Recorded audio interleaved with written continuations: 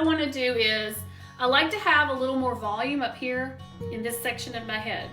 So I'm going to take this little section right here.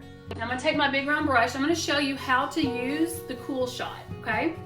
So I've got my big round brush right here at the crown of my head with a section. The section's about as wide as the hairdryer.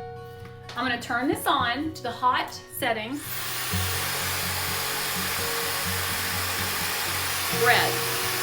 Now remember, it's only 140 degrees. And I'm going to pull my hair forward as I point the nozzle down.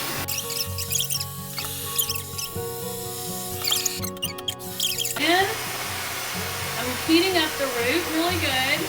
Now I'm going to change the setting to the blue. I'm going to cool it down.